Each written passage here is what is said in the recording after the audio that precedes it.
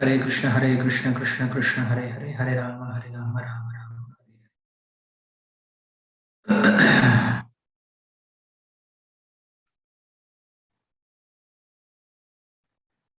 Hare Krishna.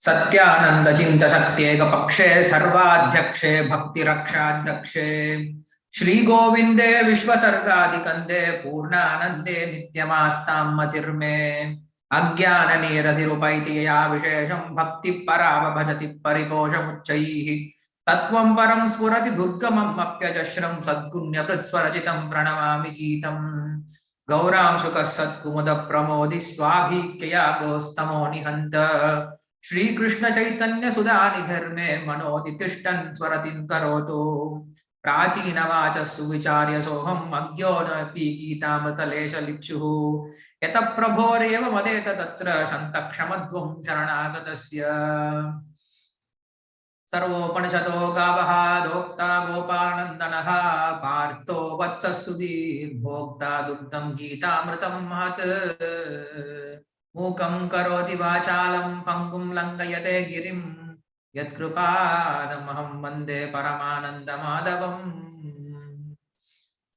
Namo Vishnupadaya Krishna Preshthaya Bhutale Shrimate Bhakti Vikasa Swamiti Namane Namo Vishnupadaya Krishna Preshthaya Bhutale Shrimate Bhakti Vedanta Swamiti Namane Namaste Saraswati Deve Gauravani Pracharine Nirvishesha Shunyavadi Paschata Deshatarine Jaya Shri Krishna Chaitanya Prabhu Nityananda Shri Advaita Gadadhara Shri Vasadi Gaura Bhakta Vrinda Hare Krishna Krishna Krishna Hare Hare Hare Rama Rama Rama Hare Hare Yonta Pravishya Vajama Prasuptam Sanjeevyat Shakti Taraswadam Na Anyam Tahastacharana Shravanatvagadin Prana Namo Bhagavate Purushaya Tubhyam Pantvasman Puruhu Tavairi Balavan Matangamadhyat Ghata Kumbo Chat Vipadanati Kapatu Pratyeka Vajraitaha Shrimat Kantira Vasya Prata Sunakara Dharidara Tidura Pradvastatvan Tashanta Pradmanasa Bhavita Bhurivagaihi.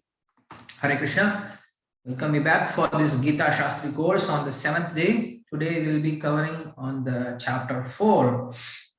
So I have assured you that today we will be covering chapter 4 and 5, but I'm not sure because I don't want to rush. I don't want to take much of your time, and I also don't want to summarize too much. Already we are doing an overview. So even if I summarize much more than this, then there is no use of making this Gita Shastri course. So there is no, I guess there is no urgency. So we'll take one more day in our course. So today we'll be covering the 4th chapter, and tomorrow we'll hopefully cover the 5th chapter. And 6th chapter is anyway, it's very small and it is not for us. There are some important things that we should learn in the 6th chapter, but mostly it is Dhyana Yoga. So we can understand this Dhyana Yoga is not for us. This is what Krishna does. Krishna is going to speak all kinds of different yoga, and he is going to speak something else in Bhakti Yoga. So we will see how Krishna speaks, how he introduces different yoga. So yesterday we were discussing about the Arjuna's the side point, the side question, that how a person is involved or pushed to commit sinful activities. So Krishna gave a very beautiful analogy of how Kamayasha Krodayasha, how the lust is the cause, or the Rajoguna is the cause of all our sinful activities, and how it has to be controlled. What are the varieties? What are the precautions that should be taken to control that? That we have seen in the yesterday 3rd chapter, in the end of the 3rd chapter. And Krishna started to go with his flow about the Kshatriya Dharma, how the Kshatriyas are educated with this Raja Vidya, or the Vidya which he is going to impart to Arjuna. Imam Vivasvate Yogam Proktavan Aham Abhyayam. So, Evam Parampara Praptam Imam Rajarishyo Viduhu. This knowledge was dealt or explained among Raja Rishis. So, why Raja Rishis has to hear this knowledge to develop a detachment, to understand the body is not eternal. So anytime we should be ready to give up this body. To gain this understanding, this knowledge, this Atma Jnana was spoken in the Raja Rishis that we have seen. So when Krishna said this to Arjuna, that I have spoken this knowledge to Sun God, to Vishwan, then many people may have this question that how can Krishna speak this knowledge to Sun God, because Krishna has taken birth as a son of Devaki, and both Krishna and Arjuna were in the same age. So if that is the case, how could have Krishna spoke this knowledge very, very long ago when sun has appeared? So keeping this in mind, now Arjuna is asking the same question. Before that, Krishna is revealing why you are speaking this knowledge to me. Arjuna may have this question, okay, you are going to give me this knowledge, but why are you giving me this knowledge? Tayevayam maya tedhya yoga prokta puratanaha bhaktosi me sakacheti rahasyameda uttamam. So the knowledge which I am going to reveal, it is rahasyameda uttamam. It is the best among all the secrets. So why I am revealing this knowledge? Because bhaktosi, you are my devotee, and sakacheti, you are my best friend. So I am revealing this knowledge to you. This is how Krishna explains that what is the qualification to understand this knowledge, that we should be a devotee in the first place. So relationship come afterwards, but at least we should be a devotee of Krishna, then we can understand this knowledge. So that's how Krishna says a qualification to understand. So now Arjuna asks this question, aparoyam bhavatam janma param janma vasvatah katam yetad vijaniyam pamadho proktavaniti.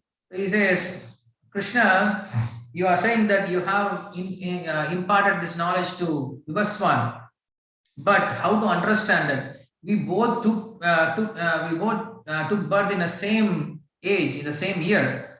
So if that is the case, how can you reveal this knowledge to Vibhaswan? Keeping in his mind about the future generation may have this question. Now Arjuna is asking this. Now Acharyas, they give very good explanation for this. Why Arjuna is asking this question? He is not ignorant. He's not aware. It's not like he is unaware of Krishna's supremacy. He knows Krishna is supreme, the supreme person of Godhead. But to get this answer from his own mouth, Arjuna is asking this question. Usually, Krishna doesn't reveal himself. Krishna doesn't reveal himself as I am the God, everybody should worship me. Yes, I am the origin of everything. He never reveals. Usually, whenever you talk to him, he will say, yeah, I'm just a son of Devaki and Vasudeva, Yashoda, Nanda Maharaj. So why are you asking me all this question? He will run away, usually. But this is the place where we should ask this kind of question, and Krishna has to answer this kind of question about the secret of his birth.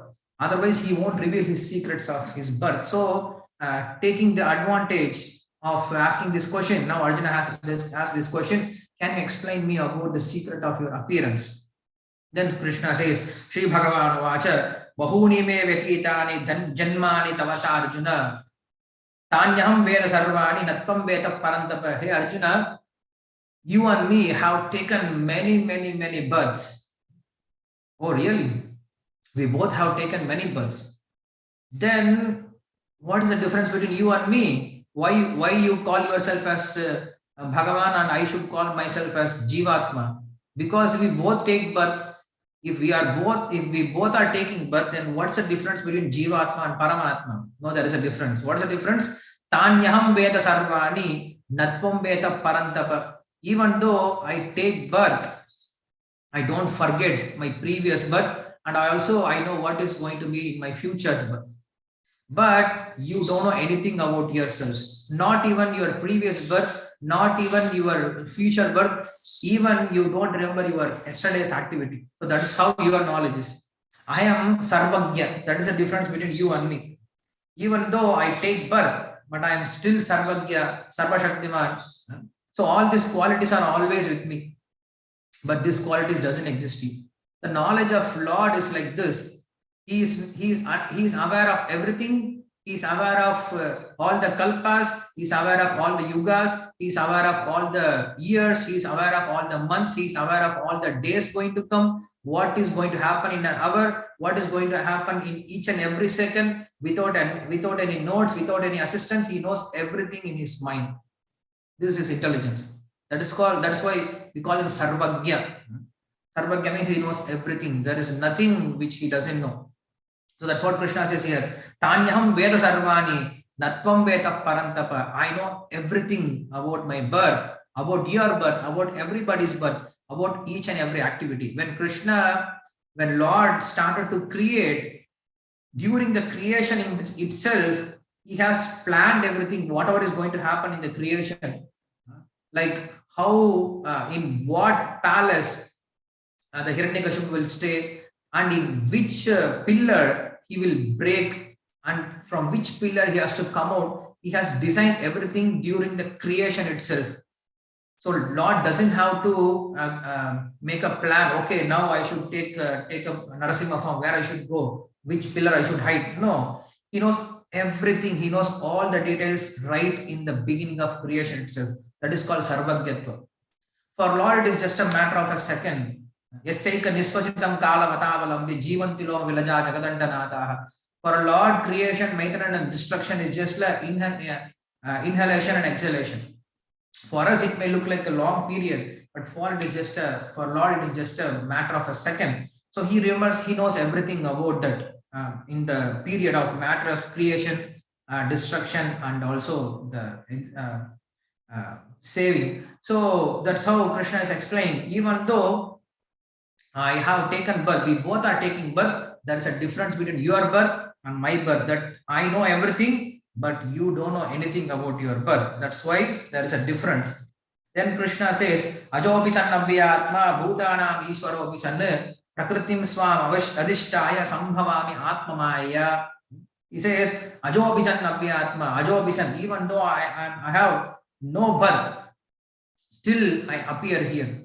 Ajayamanaha bhuta vijayate. That's what Purushukta says. Ajayamanaha, he doesn't have any birth, but still he comes back to this world again and again and again.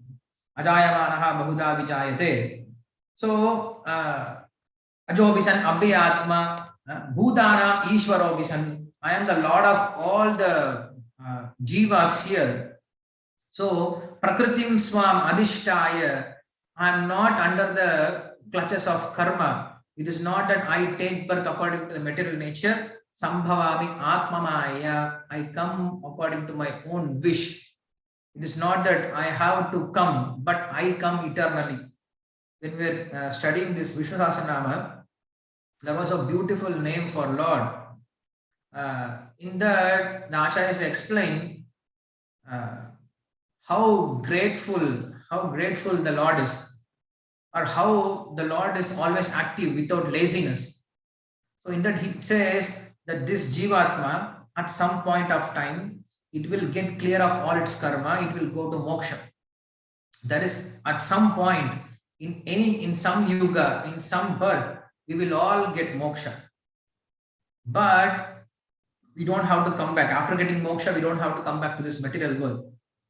But Lord has to come back to this material world every yuga. He has to come back, he has to stay here, he has to take care of all this Jivatma. We can peacefully finish this material world, and then we'll just go back to spiritual world. We'll never see this material world again. But Lord has to come back to this material world again and again and again and again. Why? Because our birth is based on karma, and Lord's appearance is based on karuna. It's based on mercy. Karma will get finished, but Lord's mercy will never get finished. If Lord's mercy is finished, then he won't come back. But his mercy is unlimited. So until he has mercy, he will come back to this material world. He will try to deliver all the Jivatmas here. So that's how the Lord appears based on his own mercy, like a sun appears and disappears. Ajayamanaha bhahuta vijayate. So he comes along with all his energy. Sambhavami atmamaya. It is not that when Lord comes, he loses his energy. No. Om purnamada purnamidam purnat purnamudachyate purnasya purnamadaya purnameva vashishyate. Lord is purna in all the aspects. He is sarva shaktiman, sarva karakatva, sarva antaryamitva, sarva niyamakatva. So all these things which are mentioned in the Upanishads, we can see all the qualities in the Lord when he appears in this material world. So that's the difference between Lord's appearance and our appearance. In Bhagavata, we have very beautiful analogy how Lord appears. He's just like a big ship on the ocean. So when some fish sees this ship, the fish may think, okay, this is another fish which is unable to get out of this ocean. But the fish doesn't know, if fish comes out of the water, it will die. But this ship is meant for getting all us out of this samsara. So the Lord is here based on his own wish. It is not that Lord has to come here. In Suprabhata, in this Venkatesh Suprabhata, there is a beautiful verse which says that Shri Vaikunta Viraktaya Swami Pushkarani Tate Ramaya Ramanaya Venkateshaya Mangalam. Lord is frustrated with Vaikunta Loka. That's why he came to Tirupati. Why Lord is frustrated with Vaikunta Loka? Because he has so much burden of mercy. Because there is no one to take mercy in the spiritual world. Everybody is already avapta samasta kama, satya sankalpaha, satya kama, satya sankalpaha. Everybody is pure. Everybody is already eternally liberated. So where to give mercy? Mercy means one who is suffering, to those person we can give mercy. But everybody is already full of mercy. So where to give this mercy? Lord is carrying this load of heavy mercy in his heart. He doesn't know where to give. So when there is a darkness, there is a use of light. If it is a complete daytime, what's the use of lamp? There is no use. So when there is a darkness, if you keep lamp, if you lit a light, then there is use. Similarly, Lord's mercy has no place to flow. So he was frustrated in the spiritual world. So he thought material world is a proper place to give our mercy, to give this light, because material world is full of darkness. So Shri Vaikunta Viraktaya Swami Pushkarani Tate Ramaya Ramanaya Venkateshaya Mangalam. So having decided, so let me go to this material world and give my mercy, he came to Tirupati, and from there he is showing his mercy to everyone. So Lord comes to give his mercy. It is not because of karma that Lord comes down. And there are many things to say. I don't want to go more further on this, because if we start to speak about Lord, we can go on speaking. There is no end, but we should have some time limit to go with our Bhagavad Gita. So Krishna says in next shloka that why he comes down, what is the purpose of his appearance. Yada yada hi dharmasya glanim bhavati bharata abhyuttanam adharmasya dadatmanam sajamyaham paritranaya sadhunam vinashaya duskritam dharma samsthapanarthaya sambhavami yuge yuge. Yada yada hi dharmasya glanim bhavati bharata. Whenever there is a decline in the religion, whenever there is adharma, then I appear in this material world. Srijamyaham, I create myself, I appear. There is no one to create me, I come down on myself. So, paritranaya sadhuna, to protect devotees, I come down to this world. This is the main cause of Lord's appearance, to protect devotees. To annihilate demons, it will happen anyway. According to their karma, they will get annihilated anyway. But to protect devotees, he comes down. Why? Because usually we clean our garden. While cleaning our garden, we take out useless weeds. We don't go to different forests and start cleaning the weeds. No use of cleaning the weeds. If it is our garden, if our garden is getting hurt, if our garden is getting disturbed by weeds, then we clean it. Similarly, Krishna doesn't go and kill all the demons. Whenever there's a problem for sadhus by demons, then he appears. This is what Lord says to demigods. When demigods prayed that you should appear because Hiranyakashipu is giving us so much trouble, then Lord said anyway he will get annihilated when time comes. But demigods were not satisfied. They said, please, you should come. Then Lord said, when he touches Prahlad Maharaj, then he will get annihilated. Then I will come and kill him. Then demigods were asking, why only Prahlad? We are also devotees. Why, if we are suffering, you won't come and help us? Then Lord says, you see the quality of Prahlad and yourself. Prahlad will never pray to anyone that he should get annihilated. No, he is Adveshta Sarvabhutanam. He doesn't show enmity to anyone. But you people, whenever there's a small problem, you run back to us and tell you kill him, you destroy him, you annihilate him. This is a difference between yourself and Prahlad. So for that kind of Prahlad, I will appear. So Paritranaya Sadhanam, to protect his devotees, he comes down, and while protecting devotees, he kills some demons here and there. By means of this, he establishes dharma, because dharma stays in devotees' heart. By means of protecting devotees, you establish dharma. By killing demons, you destroy the adharma. So this is how Lord comes down. So Lord takes a very special care for dharma. So to protect his dharma, Lord appears in different kinds of form. Like where we have Matsya Avatara. So Matsya Avatara is meant for protecting the Shastras, where the dharma is protected. And we have Varaha Avatara. So Varaha Deva again, his appearance is meant for Yajna, which is again the first dharma which is mentioned in the Shastra. Then he appears as Kurma. He protects the demigods who are all followers of dharma. And then he comes as Narasimha to show, well, if you are following dharma, then I will protect you. Then he comes as Parashurama to establish dharma by killing Kshatriyas, and also he comes as in various form to protect dharma. But after all, even though he has protected dharma in so many ways, he comes as Vamana Avatara to show that if you follow dharma, then even I have to come and beg to you. I cannot even destroy you. But if you are protecting your dharma, then I will come and beg to you. I cannot even protect you. That's how he did to Bali Maharaj. He did not kill, but rather he begged from Bali Maharaj, and he made him the greatest devotee, the greatest asset for Lord himself.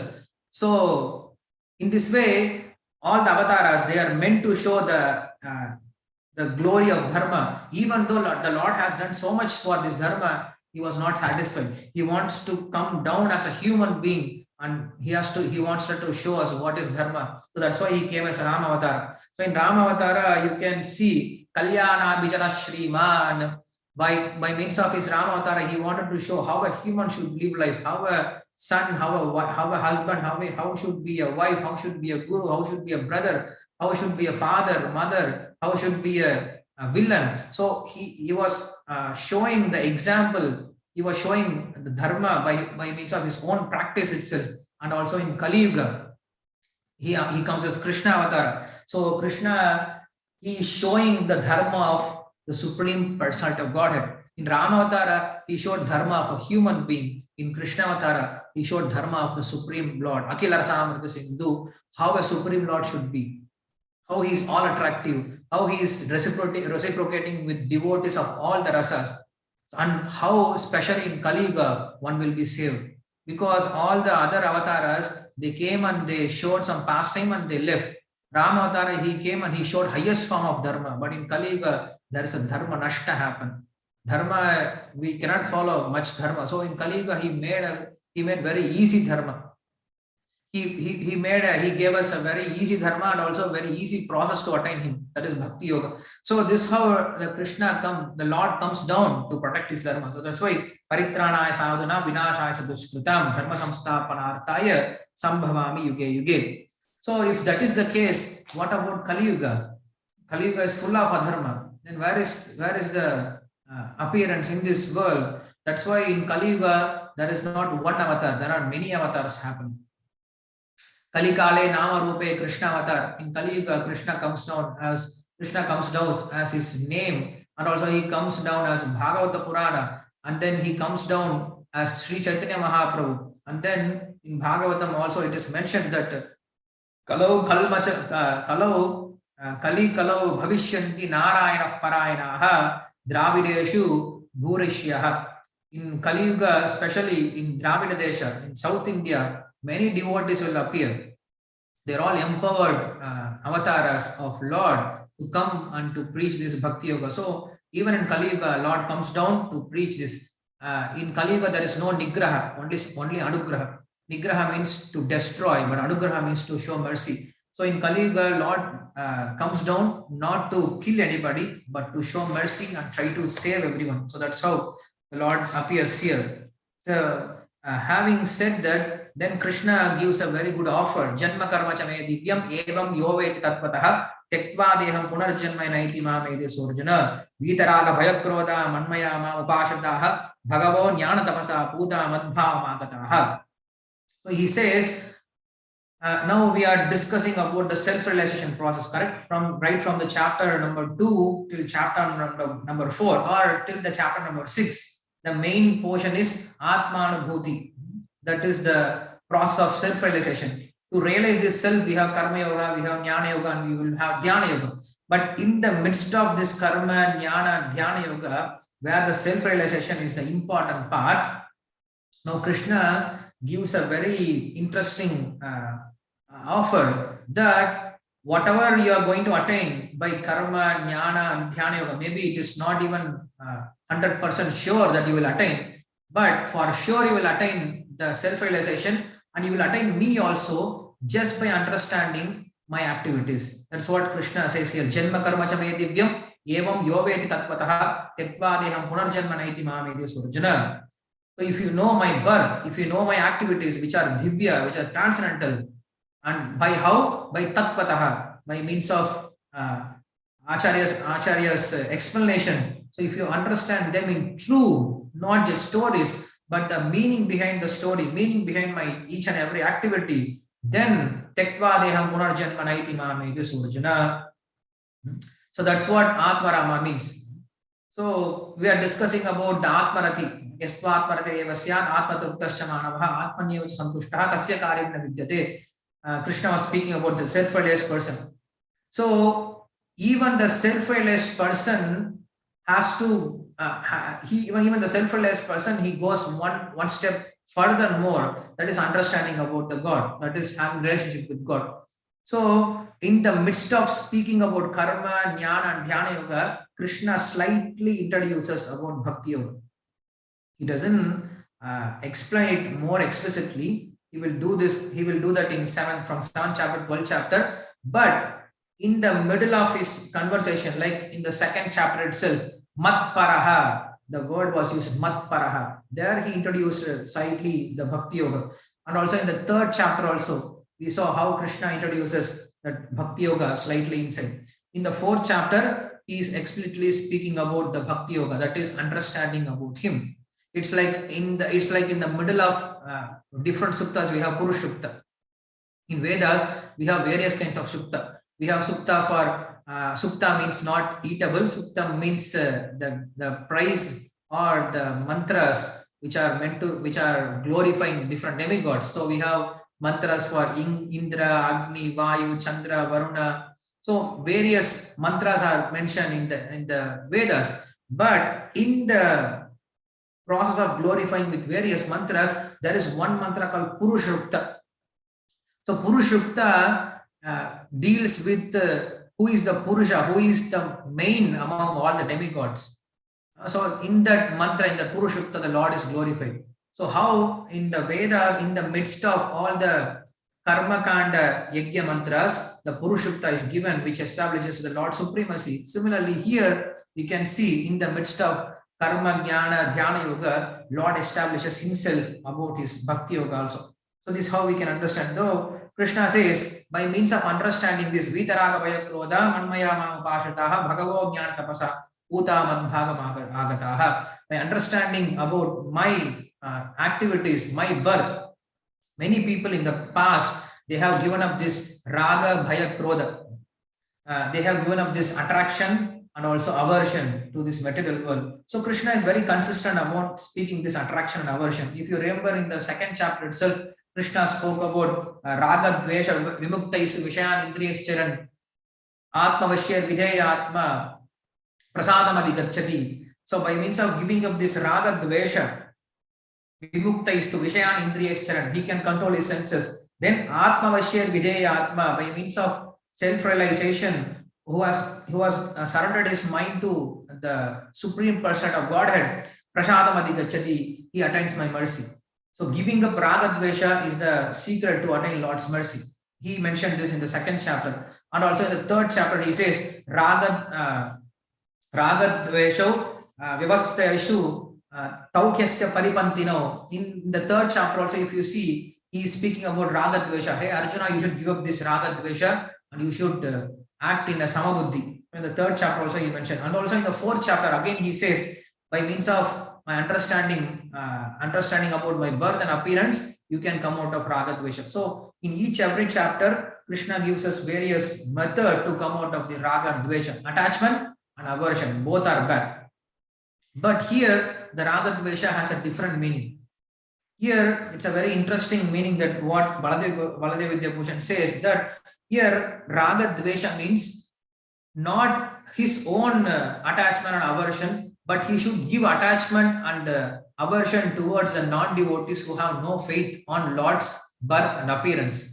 And also here he performs austerity. What kind of austerity? He tries to convince the people who doesn't believe in God, who doesn't believe in Lord's activity. He tries to preach to them. So this is how he comes out of raga dvesha. It's a very interesting point he makes, that is real austerity, that to make other people to understand about Lord's activity and Lord's birth, and also to get out of their doubts and also to clear their false arguments. That is the real meaning of austerity. So these devotees, they will engage in my preaching, and also they will give up the raga dvesha, that is raga bhaya krodha. They will give up attachment, they will give up fear, and they will give up anger on non-devotees who doesn't believe in my activities and my birth. So this is how they attain me. And he says by, and then Arjuna may have this question, okay Krishna, if you have taken births in many yugas, then you should have many forms, you will have many different kinds of worship. Is it true? Then Krishna says, yes. Etama prapatyante tam tataiva bhajamyaham mama vartmana vartante manushya partha sarvashah. Krishna says, yes Arjuna, I have many forms, and I deal with everyone according to their degree of surrender. Etama prapatyante tam tataiva bhajamyaham. So we should see the connection, why these shlokas are kept here. What is the connection between previous shloka and this shloka? Otherwise, why Krishna suddenly has to speak about this etama prapatyante? So acharyas, they give us, yes, I have many types of worship, and I deal with people who worships me in a supreme form. If they worship me in some lower form, I give them accordingly results. If they worship me in a supreme topmost form, I give them results accordingly. So he says, etama prapatyante tam tadeva bhajamyaham. So we should be very careful when we are dealing with, when we are asking, when we are praying to God. We should have always this broad sense, not very cheap kind of sense. That's what the Shastras always telling. Don't be a kripana, be a brahmana. So whatever you ask, Lord will give you. It's like a karpaka vriksha. Kalpaka vriksha means desire tree. So under a desire tree, a person may think, you see, I need some few crores. He will get few crore. Even in that, under the kalpaka vriksha, somebody may think, I don't have money, even 10 rupees. If I have 10 rupees, I will go and drink some chai. He will get 10 rupees. Then the person cannot complain, I got only 10 rupees, how can you get 1000 crores?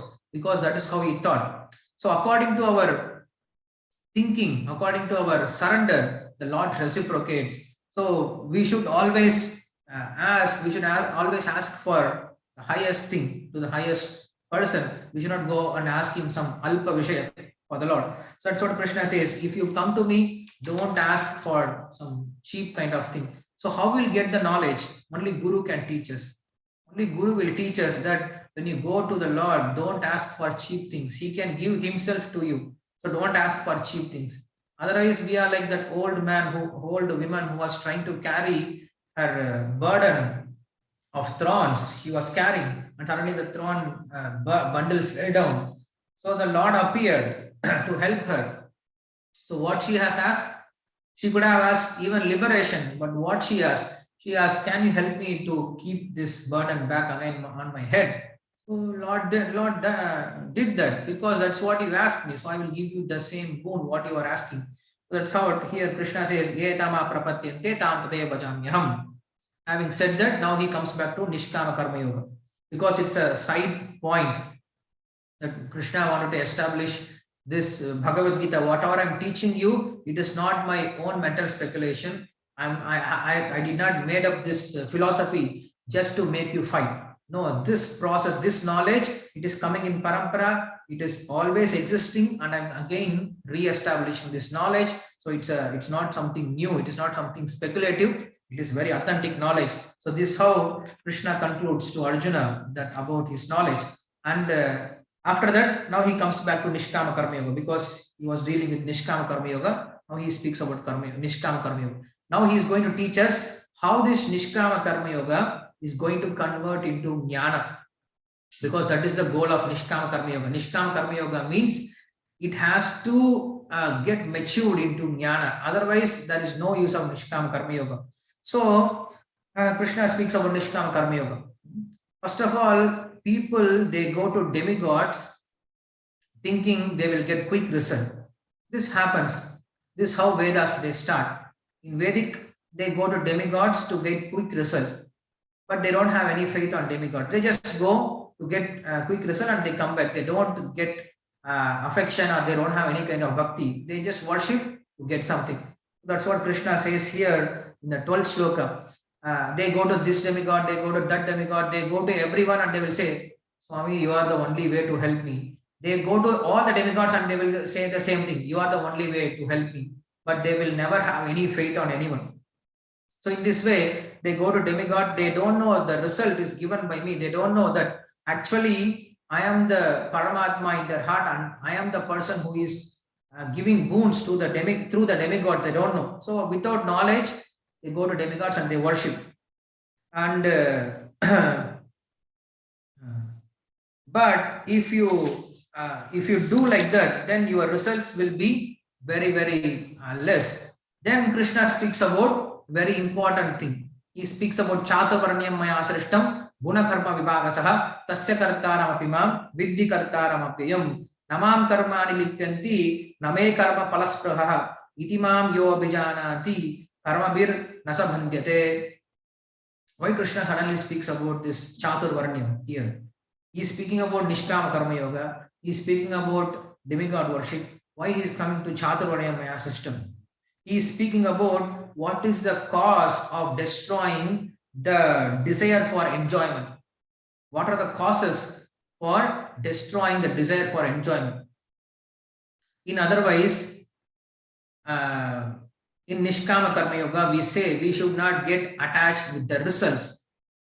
Why? Why we should not get attached with the results? This is how Krishna is explaining here in this two shloka. In shloka number 13 and 14, Krishna is giving us reasons that why we should not have attachment for our results, because attachment for our results will cause us bondage. So we should not have any attachment for our results. So Krishna says, Chaturvarnyam maya srishtam guna karma vibhagasaha tasya kartaram atma viddhi kartaram avyam. Hey Arjuna, I have created these four varnas. So if Krishna is saying that I have created these four varnas, he has created this whole world, not only four varnas. Sahasra Sirusha, Purusha, Sahasraksha, Sahasrapad. So in that Purushukta, the Vedas declare that from Lord everything emanates. And also it describes that Brahmano Samukamasid Bahuraj Anyakrataha Uru Tata Sayat Vaishyaha Padbyam Sudro Ajayata. So he speaks about these four kinds of varnas also appearing from the Lord. So Lord is the person who has created these varnas. He did not create Brahmanas, he created Brahmanatva. He did not create Kshatriyas, he created Kshatriyatva. He did not create Vaishyas, he created Vaishyatva. He did not create Shudras, he created Shudratva. That means in a government, we have different posts. We have peon, we have managers, and we have CEOs, and we have ministers, we have MLAs. So all these posts are created by government. But government is not pushing someone to become a peon. Government is not pushing someone to become a CEO. Government is not pushing someone to become a collector. It is according to your qualification. You can occupy the post. Similarly, Krishna says here, Chaturvaranyam maya srishtam guna karma vibhagasaha. I have made these four different kinds of posts based on quality, based on the karma, based on the activities, not based on birth. So that's what Krishna is saying here. Chaturvaranyam maya srishtam guna karma vibhagasaha tasya kartaram. I created this. Tasya kartaram abhyayam. It is abhyaya. It is eternal. These four divisions are eternal. We can never destroy these four divisions. Even you can speak about communism, you can speak about equal rights, you can speak about atheism, but wherever you go, we have these four different class of people. We have people who are head of the community, who make plans, who teach us how to do, and we have people who manages things, and we have people who collect, who do Vaishya kind of work, that is selling and sales and different kind of marketing. and we have people who are manual service, who do manual service. So if you take any corporate, if you take any office, if you take any organization, we have this four kind of people. Why? Because it is created by Lord. It is abhyam. It cannot be destroyed. It was there from the beginning of creation. Why it got destroyed in this Kali Yuga? Not because it is failure, because we made it to fail, because of our own swartha, because of our self-interest, we destroyed this. But even though we may apparently externally we may destroy these four varnas, but these four varnas are always existing in all the organizations. That's why he says tasya kartaram abhyayam viddhi kartaram abhyayam. Tasya kartaram abhyayam viddhi kartaram abhyayam viddhi kartaram viddhi akartaram abhyayam. Here he says akartaram. Akartaram means he doesn't take responsibility for somebody becoming Brahmana, for somebody becoming Kshatriya, for somebody becoming Shudra, or somebody becoming Vaishya. I have created this post, and according to your desire, according to your qualification, you occupy different posts.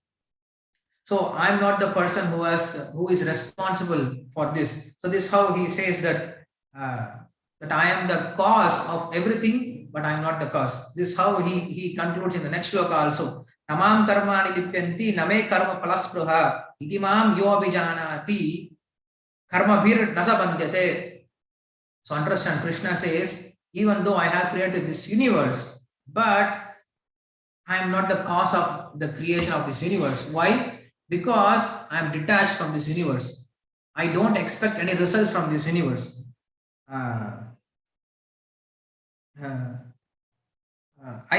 He says, I have created this universe based on the Jivatma's desire. It is not my desire to create this universe. And why this universe got created? It is because of Jivatma's karma. While studying in Bhagavatam, we saw how the universe, or how the lotus got sprouted from Lord's navel. Inside Lord's navel, the Lord thought, okay, let us make this creation. As soon as he had this thought, let us have this creation, then all the karmas of the Jivatmas, they pushed out something from the Lord, and that's how the lotus sprang out of the Lord's navel. So due to Jiva's karma, the universe got created. Even though the Lord is a nimitta karana, but samavaya karana it's Jivatma's karma. So this is how the Lord says, I have created this Brahmanda, I have created this, but even though I create this, but I am not expecting the result. I do creation, maintenance, and destruction, but I don't expect that all the jivas will get liberated. But that is the whole point of creation. If Krishna would have this thought that whenever I create, I should get at least this million jivas out of this world. If he's not getting that result, then he will get frustrated. He won't do this creation. So Lord is doing all this creation without expecting any result. That's why Krishna says, Namam karmani lipyanti name karma palaspraha itima abhijanati karma bir nasabandyate. If you act like me, Arjuna, you won't get karma bandhana. What does it mean? You just keep on doing your duty. Don't expect for the results. Just keep on doing your duty. You be happy doing your duty. If you expect some results, then karma bandhana comes. Then your frustration comes. Then karma bandhana comes. But if you do your duty, like Krishna said in the 3rd chapter itself, Name partasti kartavyam trishu lokeshu kinchana nanavaptam avaptavyam varta eva cha karmani. I don't have any work to do in this world, Arjuna, but I always do my work. I always perform my duty. Because this is how you can benefit whole world. If you are doing karma for yourself, you will get tired.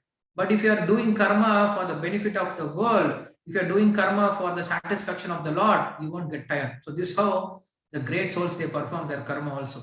They perform their karma more enthusiastically, more inspiring, more freshly or more forcefully than us. How? Because they are not doing for themselves. They are doing for the purpose of the upliftment of the whole world. So Krishna says, I do my karma for the upliftment of the whole world, and I don't expect any results. That's why there is no karma bandhana. So you should also be like me. Even though I have created this world, So please understand, even though I created this Kshatriyatva, so that's what this Chaturvarniya Maya Srishta means, that I created this Kshatriyatva, that is this my order. So you just follow my order and don't expect the results. So if you know this, evam nyatva kritam karma purvairapi mukshubhihi kuru karmaive tasmatvam purvai pravartam kritam.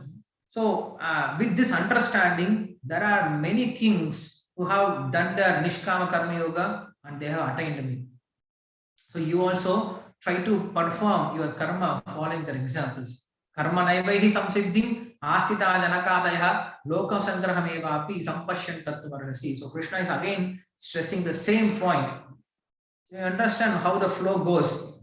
Krishna first of all spoke about the normal activities of this material world, and he slightly upgraded to Yajnarthat Karmano Nyatra, and he slowly introduced the process of Yajna and how the cycle goes on, and also he slowly brought it to the point by means of Yajna we get purified, and also if you are purified, 4.24 not understood. We did not come to 4.24 at all. 424 we have to come. We are now in 414. So so having pure consciousness, then you don't have to do any karma. But still, those who are self-realized, they also perform their karma because they don't get any reactions. Just by doing their karma itself, they can get the Atma realization. And then he showed different examples, and he showed his own example. So Krishna concludes his own example. You see, Arjuna, even though I create everything, I maintain everything, I destroy everything, still I don't get attached with my results. I don't expect that everyone will become devotee. Let them become devotee or not, it doesn't matter. I will keep on doing my work. I will keep on doing my this karma. So this is how Krishna concludes that you follow my path.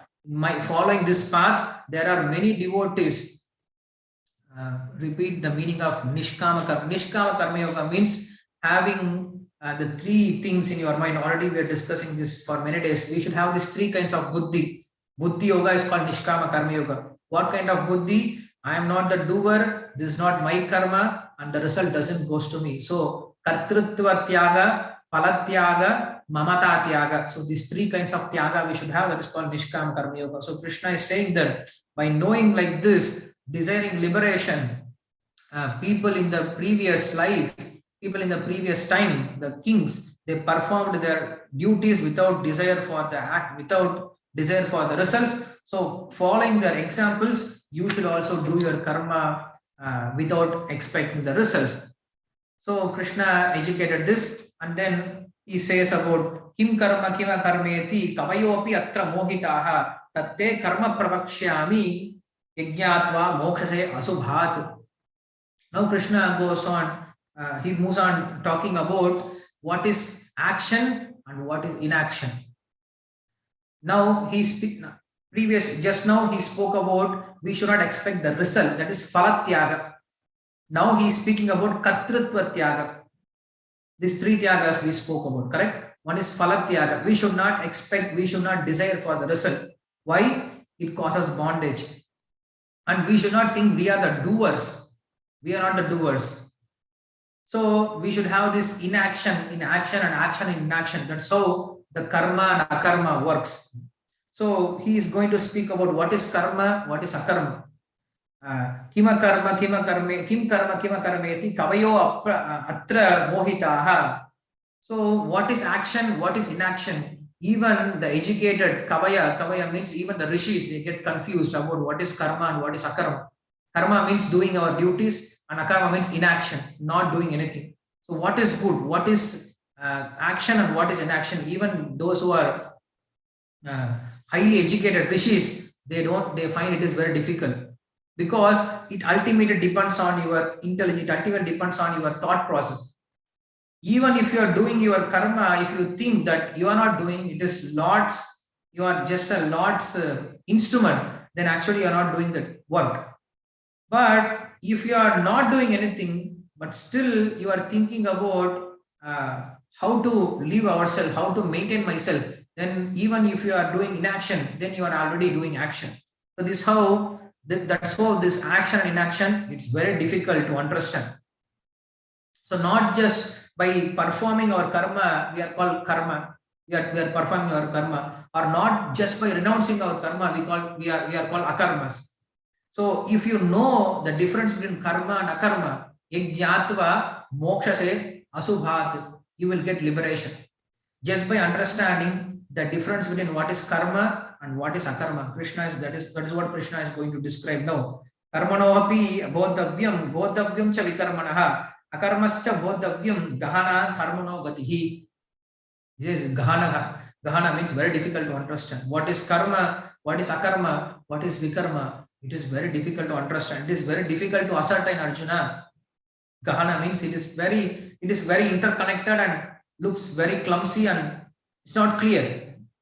So what is karma? Karma means we have nitya, naimittika, and we have kamya karmas, three kinds of karma. Karma means the prescribed duties which are mentioned in the Vedas. But nowadays we don't have nitya karma, we don't have naimittika karma, we don't have kamya karma also. We have only lauhik karma. We are not following anything from nitya karma. Nitya karma means every day doing sandhya vandana, every day doing pitru darpana, every day doing panchamaha yajna. So all this comes on nitya karma.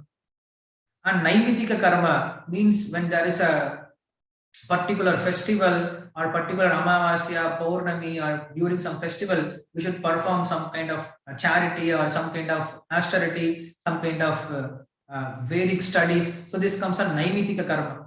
Due to some cause, some nimitta, we perform certain karma. We are not following that also. And there is a kamya karma. Kamya karma means if you do this yajna, you will get this result. If you do this tapasya, you will get this result. So all these things are mentioned in the Vedas. It's called kamya karma. Expecting some results, we perform some karma. That is called kamya karma. But tell me, who is doing any of this karma? We don't have nitya karma. We don't have naimittika karma. We don't have kamya karma. We have only one karma. That is lauhika karma. Lauhika karma means just maintaining the body. We have only this one karma. So for now to speak about this, it's a little bit impractical for people. But here Krishna says that if you know, even while performing your lauhik karma, you will get bondage if you are thinking that you are the doer. But if you understand that you are not the doer, Lord is using as an instrument and he is performing his activities, then you will not get connected, that you will not get the sinful reaction or punya reaction also, by means of thinking yourself as akarma, by means of thinking yourself as a non-doer. So this is how Krishna speaks about here, that by performing our karma, we come to akarma. By performing our action, we come to inaction. So that's how Krishna speaks about, by means of nishkarma, we come to jnana, we come to cease, we get ceased from all kinds of karma. So I don't know how to explain all these things because it looks impractical for us. We are not doing any kinds of karma, we are not doing any kinds of karma, we are doing only vikarmas and also kamya karma and also lauhik karma. Vikarma means the things which are opposed in the Veda. That is, vikarma means the things that we should not do, and also the sinful activities that we will get from avoiding our karma. That is called vikarma. We are all doing vikarma and also lauhik karma. So Lord says that one should perform, one should see action in inaction and inaction in action. Karmana sorry, what's the shloka? This is very important shloka. Karmanya karmana pashyete akarmanicha karmayaha sa buddhiman manushyesu sayukta krishna karma krita. We should see inaction in action and action in action. That by means of this, then he will get out of all the karma bandhana. That's what Krishna says here. If a sannyasi, again, sannyasi means here not Vaishnava sannyasa, here we are speaking about karma sannyasa, giving up your action. So if a sannyasi is thinking that I will give up all my action and I will go take sannyasa and I will live happy life, that is not sannyasa. Even if you are a grahastha, even if you are staying with all your family, but if you are still unattached, if your whole family, if you are whole endeavor is meant for self-realization, then then even though you are acting, you are actually inaction. You are akarma. But even if you have taken sannyasa, it looks like akarma, but still, if you are thinking about my enjoyment, then you are already acting. Then you are in karma. That's how we have to see action in inaction and inaction in action. I will give you one small example. In a bus goes to Chennai. So a bus driver get inside the bus. A passenger, he also get inside the bus. Now I ask the passenger, where are you going? He says, I'm going to Chennai. Now I ask the bus driver, where are you going? He says, I'm going for my duty. Both are going to Chennai, but if you see, actually the driver is actually going. The driver, he is driving, he changes the gear, he presses the accelerator, he stops the vehicle by means of his brake, he is controlling whole bus. Even though he's actively working, even though he's working, even though he's involved, even though he is taking everyone to Chennai, still he thinks that I'm just driver, I'm just driving. He will never say I'm going to Chennai. But the person who is sitting, he's not doing anything. He just takes a ticket, he sits there and he sleeps. But when I ask him, where are you going? He's saying, I'm going to Chennai. Actually, who is going to Chennai? The driver is actually going to Chennai. The person is just sitting here and he's thinking he is going to Chennai. So this is how we should see action in action and inaction in action. The driver, even though he is acting, but he is thinking it's my duty, so it is inaction. But this person, even though he is inactive, he is not doing anything, but he thinks I am going. Because of his desire, because of this thought process, it looks like he is acting, he is the doer. So this is how Krishna explains the action in action and inaction action. Whatever we understood, we understood. That's how it is. Till we get into our bhakti yoga.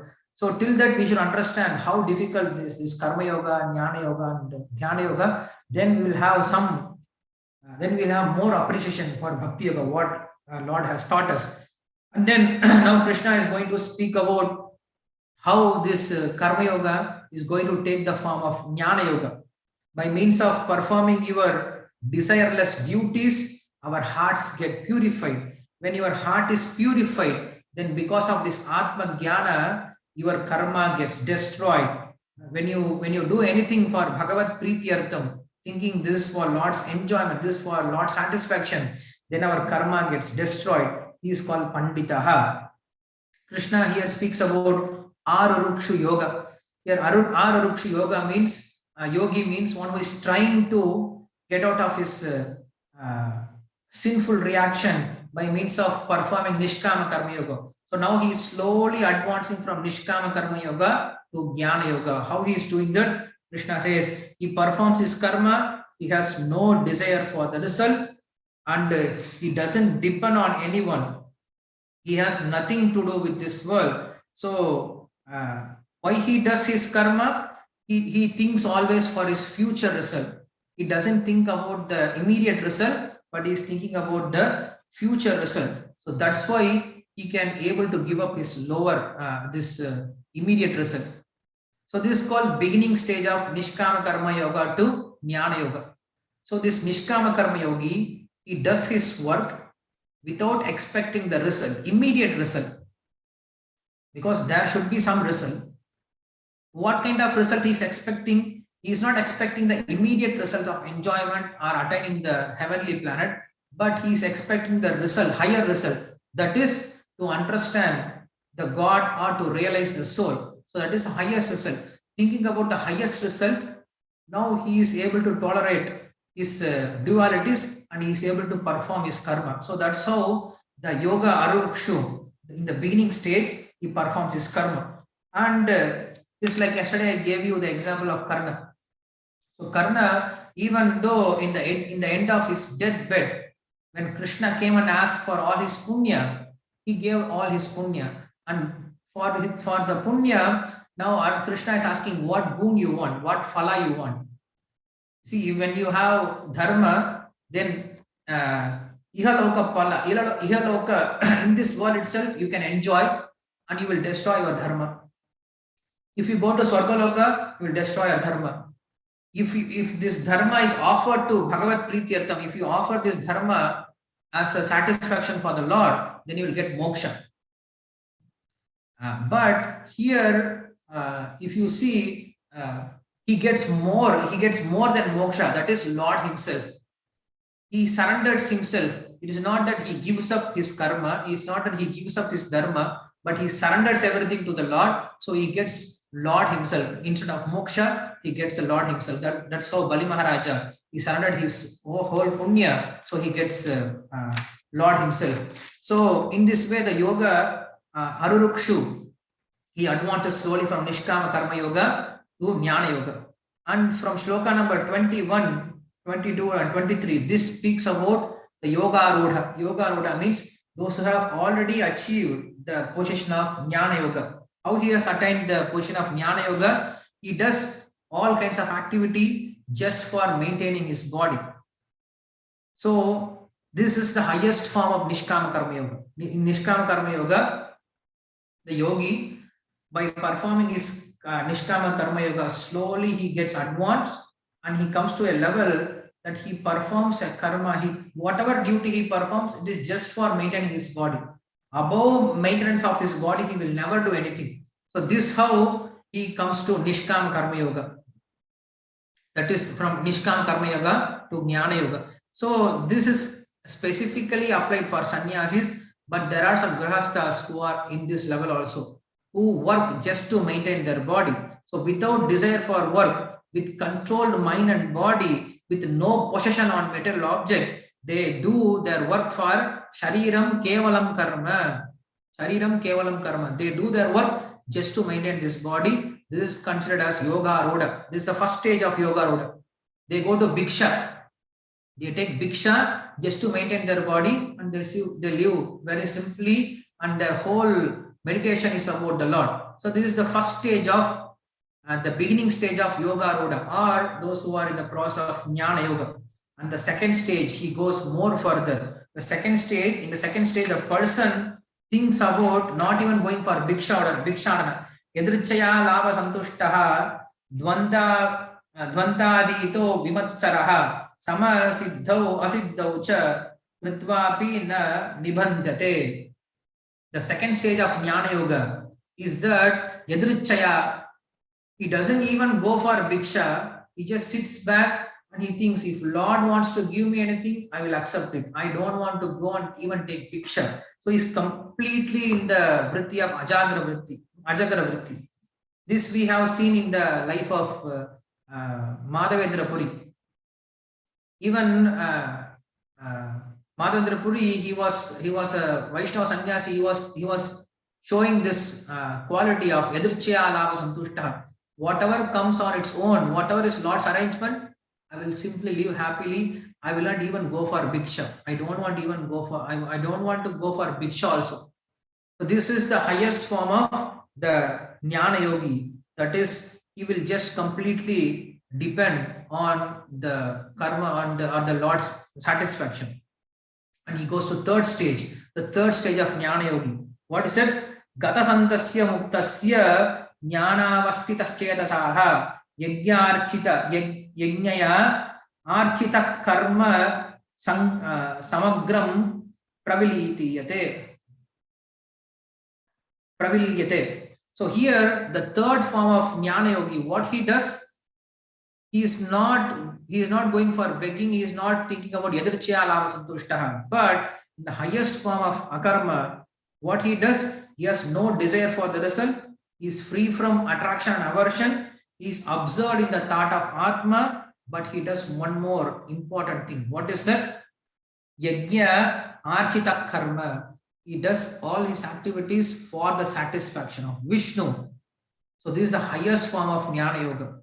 We have seen Jnana Yoga in two different stages, but the highest stage of Jnana Yoga, that he does all his karma for the satisfaction of Vishnu. So Yadrichya and Santushtaha. So this Yadrichya, we can see this quality in Kuchela also. He was also like that. Even though he was a grahastha, he was completely dependent on the Lord, and he was doing always all his activities, all his thought process are meant for Lord's satisfaction. So this is how the different stage of Jnana Yogis are mentioned. And then the last, the stage of Jnana Yogi, how the Jnana Yogi thinks, how karma becomes Jnana. Brahma arpanam brahma havi, brahma agno brahmana hutam, brahmaiva tena kantavyam, brahma karma samadhina.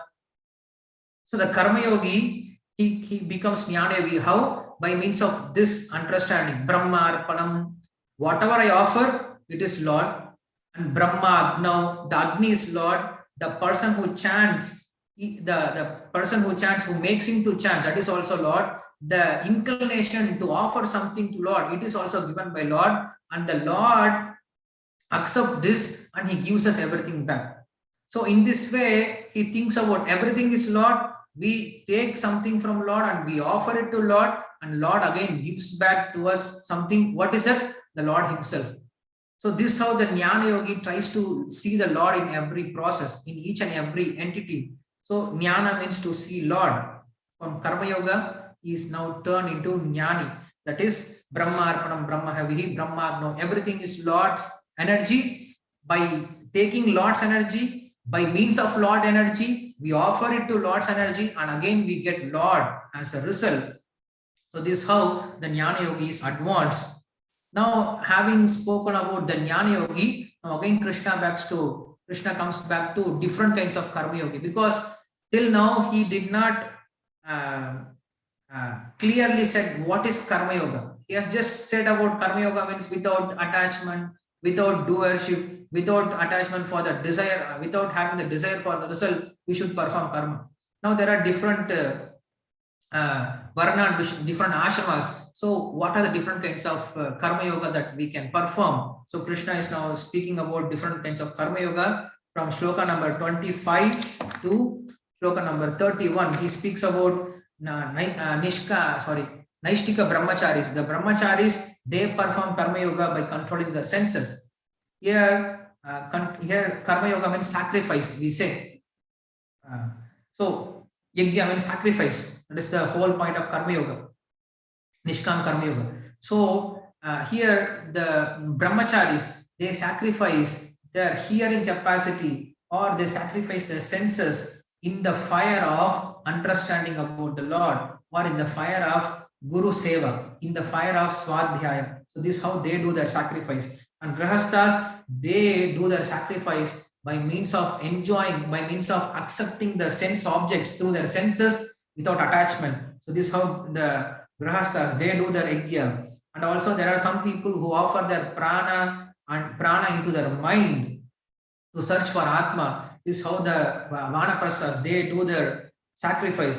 And also some are engaged in austerity, some are engaged in charity, some engaged in visiting holy places, some engaged in studying Vedas and try to understand the meaning. This is how they do their sacrifice. And some people, they sacrifice by means of controlling their breed, and by means of doing the process of Puraka, Kumbhaka, Rechaka. There are different processes which are mentioned in the Yoga Shastra. That means of taking prana and pouring into the apana, and considering taking apana and pouring into prana. So in this way, they perform three different kinds of Puraka, Rechaka and Kumbhaka process. By means of this, they try to sacrifice. And there are some people who sacrifice their food, and some people, they take out the prana from senses. So in this way, the senses will get weaker. So in this way, they do their sacrifice.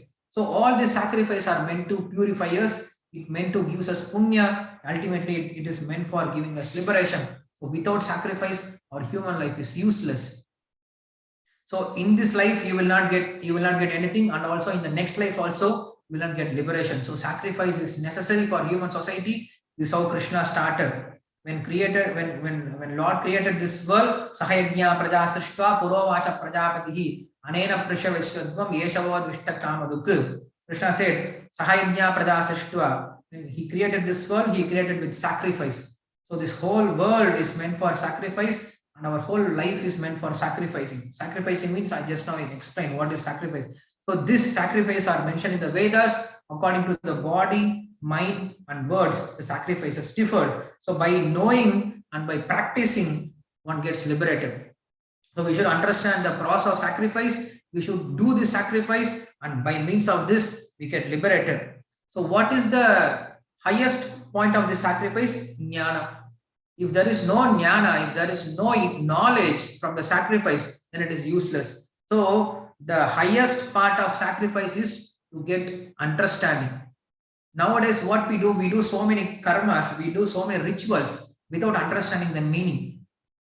What is the use of doing so many rituals without the understanding the meaning behind it? Because the whole ritual is to give you this understanding, that to bring you to this knowledge.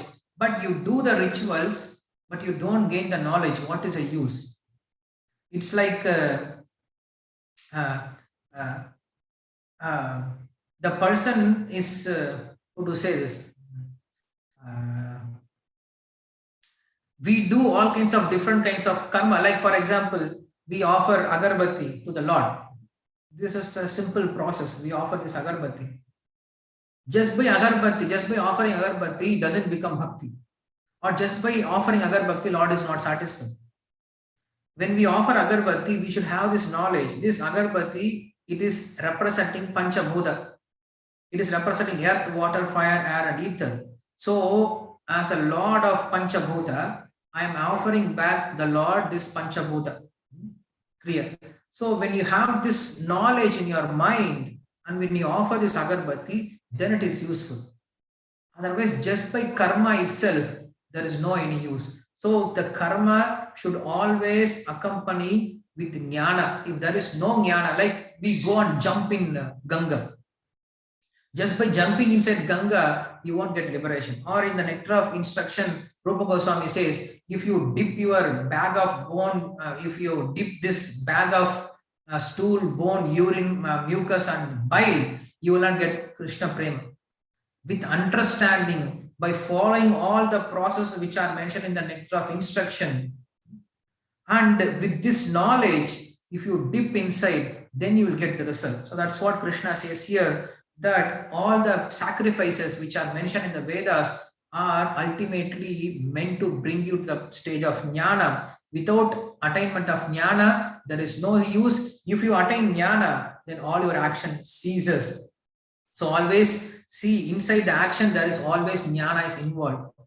Externally, the action is involved, but internally, the jnana is involved. So this action, the karma and jnana is inseparable. Karma leads to jnana. Inside karma, there is jnana. Because we have jnana, we do this karma. That's why there is no any difference. When you see from outside, you see a forest. It looks very dangerous. But when you go inside the forest, you see beautiful trees, flowers, fruits. You see different kinds of various animals. So similarly, when you see from outside karma, it looks very difficult. It looks so useless. But inside that karma, there is jnana which is installed. So when you have this understanding, when you do your karma along with jnana, then it is useful. So when we hear all this thing, we get confused. What is this karma? What is this jnana? How I am going to do this karma? How I am going to do this jnana? How I will come to this process? Then Arjuna is asking Krishna this question, Krishna, should I have to follow all this thing? It looks so difficult for me. How I will understand all this thing? Even just to hear this, I get confused. So how I'm going to understand, I'm going to apply, I'm going to get all this jnana and karma. And Krishna gives very easy way. Okay, Arjuna, I will give you one easy path to understand all this jnana and karma. What is that? Tadvidhi pranipatena pariprashnena sevaya upadekshanti de jnanam jnaninas tattvadarshinaha. A very beautiful shloka that Krishna speaks about. You don't have to struggle so much to understand all these technicalities, all these different rules and regulations. Just surrender yourself to your guru. Tadvidhi means to understand that knowledge.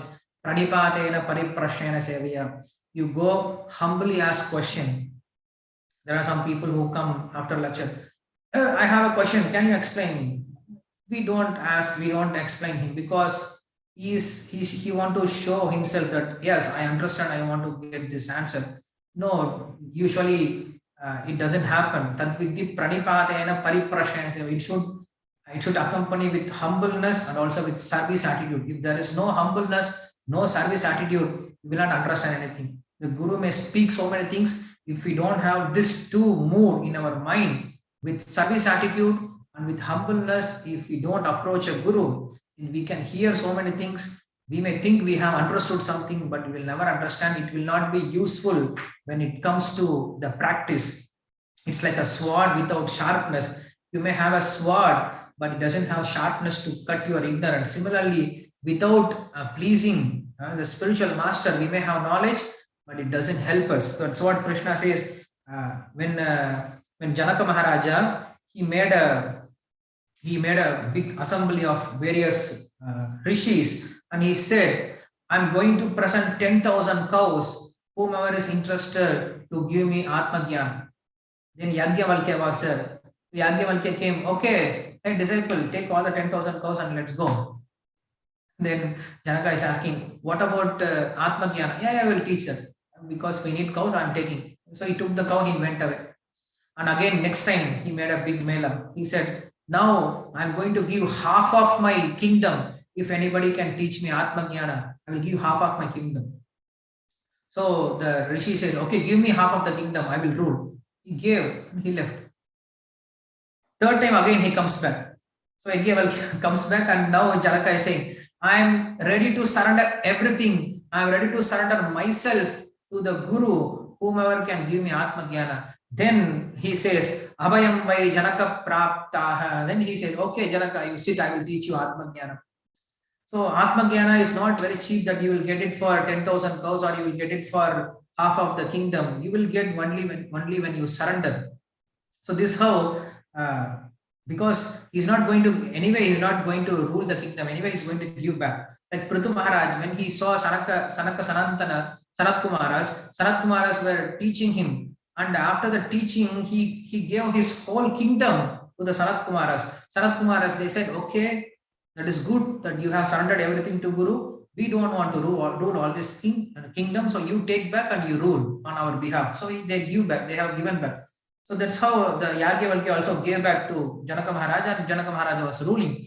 So unless we have this Tadvidhi Pranipate and Pariprashan, yeah, why? Because they are Tattva Darshinas. They have already seen the truth. We don't have to struggle so much. Like whatever is mentioned in the previous slokas, it is very strugglesome to go through all the details in the Vedas and try to find out what is good for us, what is karma, what is akarma, what is vikarma, what is jnana yoga. It is very difficult for us to understand.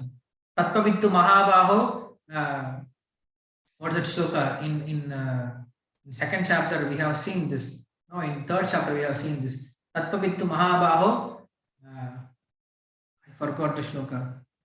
Guna guneshu vartante iti matvana sajjate. That's a beautiful shloka. Tattva-vittu Mahabaho, guna karma bhagyoho, guna guneshu vartante iti matvana sajjate.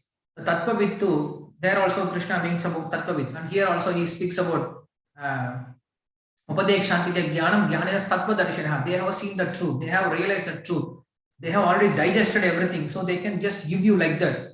But for that, you need to give something. What is it? That with the Pranipatena Pariprasthana Seva, if you do that, then you can see the soul. Then you can understand the process very easily. Even Krishna, when he comes down as avatar, then he goes to Sandipani Muni. He learns and he takes blessings from Sandipani Muni. That he says, whatever knowledge that I got from you, it should stay in my mind. It should not go away from me. It happened only by Guru's mercy. So you please bless me. So Krishna also takes blessings from his Guru to keep his knowledge intact. So that's what Krishna says, that if you want to understand very easily, you just approach a Guru and he will teach you very easily. So without Guru Kataksha, without Guru's mercy, you cannot understand about soul, you cannot understand about Atma. So what to speak of even becoming a human being? So without satsanga, there is no way to understand all these things. So Krishna slowly introduces Guru Tattva here in the 4th chapter. In the 2nd chapter itself, Arjuna has accepted Krishna as his Guru. We may accept somebody as Guru, but Guru has to accept us as disciple. That is important thing. So in the 2nd chapter, Arjuna accepted Krishna as Guru, but here now Krishna accepted Arjuna as his disciple. He says, only those teachers can teach you about that highest truth. So he goes on speaking, when you realize about the God and Atma, then there is no bewilderment. What is no bewilderment? Bewilderment means he sees Atma in all the all the bodies individually, and he sees that Lord is the cause of all the bodies, and he sees all the body inside the Lord. So this is how he comes out of the bewilderment. So he says, when you understand this jnana, even the most sinful person can cross over the samsara. So this jnana is very powerful. It can destroy the ignorance, and it can help any person, any ignorant, to come out of this ignorance. So this jnana is just like a blazing fire which burns all the karmas into ashes. So this Brahma Vidya means knowledge about the soul, about the Lord. It destroys all papa and punya karma, because we need to destroy both papa and punya karma. We say when we get this knowledge, all our karma is getting destroyed. We always say when we have this knowledge, the karma gets destroyed. When karma is destroyed, why we are still in this body? Because this body is a result of karma. It is a result of prarabdha karma, matured karma. So when we understand this jnana, our karmas are destroyed. When you understand, yes, Krishna is Lord, I am soul. Why we are not dead? Why we are not away from this karma of this body? Then the acharyas, they say, yes, Krishna takes away all the karmas. He keeps this prarabdha karma, just to make sure that he finishes all his karma very clearly. Or he keeps this prarabdha karma so that he can keep the devotee in this world, and he can give association to others. So in this way, he keeps only this prarabdha karma, and all other karmas are destroyed. When devotees are suffering, they actually enjoy. They don't suffer actually. Why? Because they know they are going to get highest result. So they are happy with this suffering. They are thinking, okay, let me finish off this prarabdha karma and go back to Lord. Like when you have a headache, usually when you want to go to office, if you have a headache, what will you say? Okay, I have a headache, I will not go to office, go to sleep. But nobody will cancel their marriage if you have a headache, correct? Even if you have a headache, you will go for your marriage. You will not say, okay, I'm having headache, I'm suffering from headache, I will not attend marriage. It's your marriage. So when you understand the phala, what you're going to get, you will accept small sufferings. But going to office is not a pleasurable thing. So we may skip office when you have a headache. Similarly, when you have small problems here and there, when you have small suffering, then people, they suffer. But those who are jnanis, those who are devotees, they always think about their highest result, that is attaining the Lord. When they have this in their mind, they don't mind accepting small problems here and there. They're ready to accept all kinds of problems because it kills their prarabdha karma. So in this way, they purify. There is nothing purifying about this knowledge. It comes by matured nishkama karma yoga. Only by sadhu sangha we can get this knowledge. So only by sadhu sangha our life is changed. So whomever who has purified their chitta, their mind, they can see the spontaneous knowledge about the soul. So Krishna again speaks about faith. So without faith, we cannot understand this this knowledge. So when you have faith on your guru, when you have faith on the shastra, then you will get param shanti. Then you will get liberation. Param shanti means again liberation. So those who are ignorant about scripture, those who have no faith about scripture, those who have doubts on the scripture, they don't get any results in this world, and also in the next world, next life also, they will not get any result. They will vinashyati, they will destroy, they will get destroyed. So I will just finish with one small story. A person has fallen inside the well and he was crying for help. Nobody was coming for help. So one good person, he comes for help and he sees, okay, you have fallen, okay, I'm sending a rope. He sends a rope inside. You catch this rope and come up. So the person who wants to go up, he says, no, I want to come. Why? Because rope may cut in the middle, I don't want to come up. And he says, no, the rope won't get cut. You catch this and come up. Then he says, maybe you will leave me. You will leave the rope so I may go down again. So I don't want to catch the rope and come up still. And he says, no, I won't leave you. I will pull you up. Okay, you may not leave the rope, but if you fall down, what will happen? Then I won't catch the rope and I won't come up. And he says, no, even I won't fall down. I have a strength to pull you out. I will pull you out. You come up.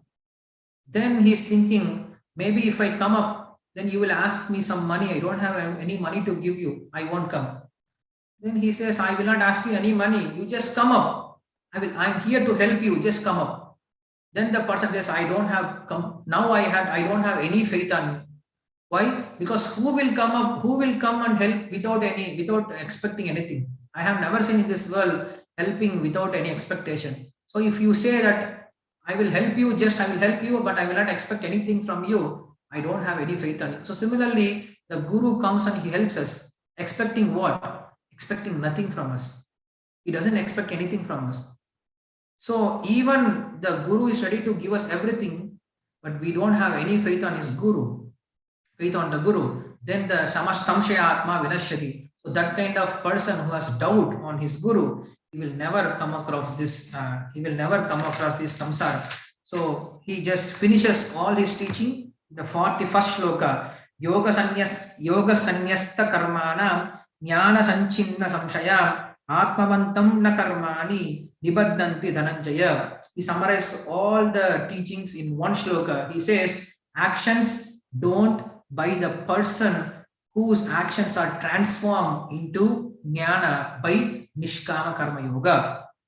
By means of nishkama karma yoga, you get jnana. If you get this jnana, then the actions doesn't bind you. Yogastak kuru karmani sangam tekva dhananjaya siddha siddho samo buddhva samatvam yoga muchyate. Krishna spoke this shloka in the 2nd chapter itself.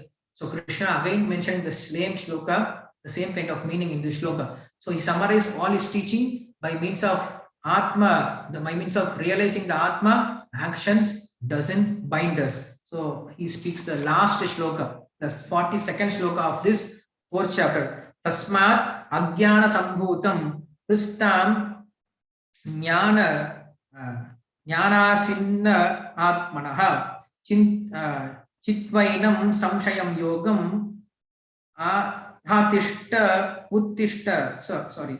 Avuttishtata bharata. So he says, by means of the knowledge which I have given you, it's like a sword. So with the sword of knowledge, you cut through all the doubts and you get up and fight. So Krishna says, this knowledge which I have given you is like a sword. So I'm here as your Sarathi, and I'm always with you, and I'm giving you knowledge also. So I'm trying to help you, I'm trying to inspire you. In spite of all this thing, if you don't believe in my words, then vinashyati, you will get destroyed, you will go useless. So you should have faith in my words, get up and fight. So with this understanding, Krishna completes his 4th chapter. And 5th chapter, again, he is going to speak about how jnana and karma are both same. So that is very small chapter. I will not go inside details. We'll just go through some important aspects of 5th chapter. And also the 6th chapter will go through just important aspect. I'm not going to go through the full chapter. Some important aspect we'll see. And also from 7th chapter, we'll have full explanation, because from 7th chapter, we'll need for our bhakti yoga. So I will end here. If anybody has any questions or comments, you can ask now.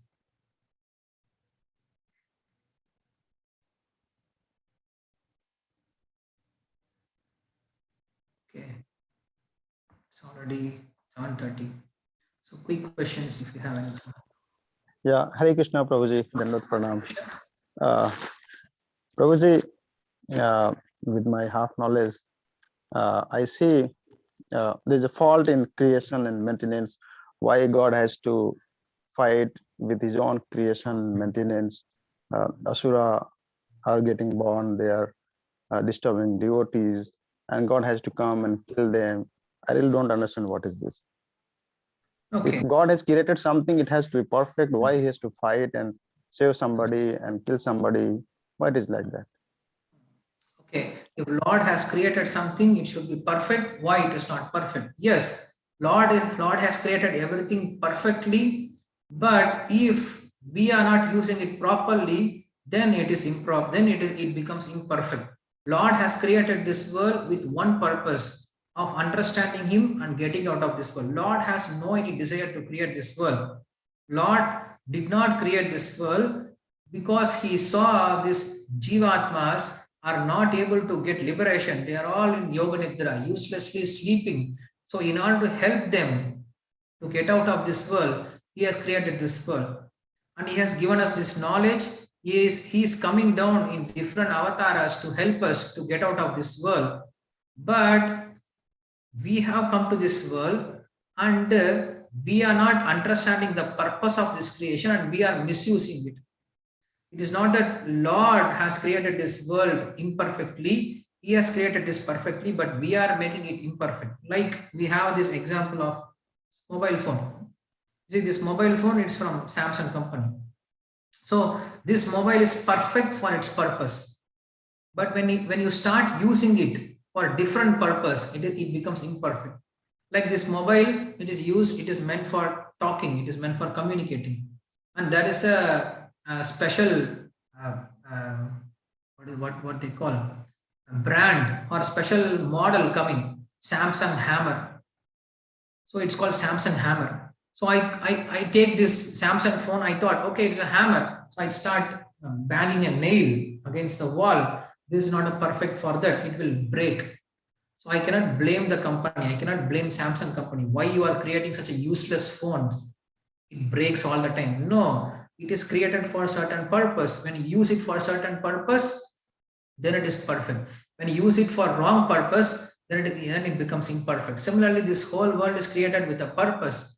When this world is created with a purpose, when you use for it, then it is perfectly working. To understand this world, to understand God, to understand yourself, and to get out of this world is perfect. But when you are using it for other purpose, to enjoy, to exploit it, then it becomes imperfect. So we make this world imperfect. Lord has created this world always perfectly. This we should understand.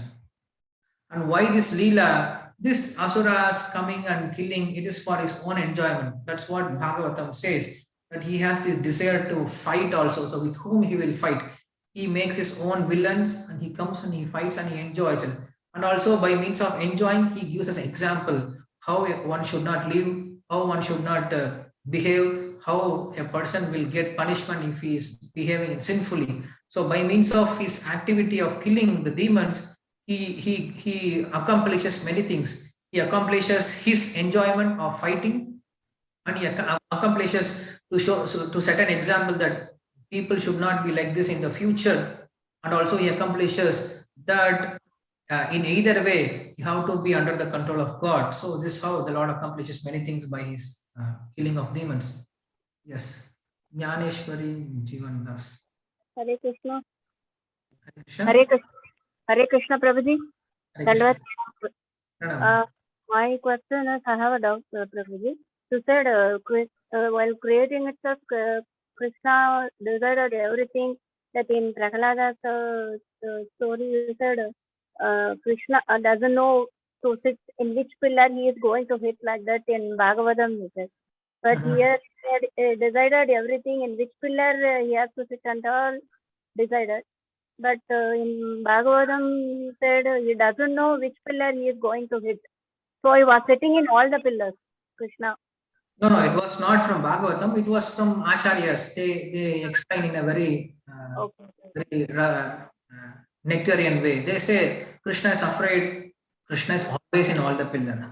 Krishna doesn't have to hide in all the pillars. He is always there. Vasudeva Saramiti is always in all the places. Just to relish the Lord's mercifulness, the Acharyas, they comment like that.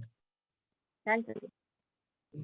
Okay, we'll see you again tomorrow with the 5th chapter and also 6th chapter. I hope you are all able to grasp what we are teaching. And today I will give you the questions for 2nd chapter and 3rd chapter, and also if possible 4th chapter. So with that, I will have a quiz program. You all see this question, go through this question, try to find the answer, and we'll have a quiz program very soon. Maybe coming Thursday or Friday, we'll have quiz program. So in this quiz program, we'll ask the same questions. Whatever questions we are giving you, so this is in preparation for you. So you prepare, you get the answer, and in the quiz program, you can answer better.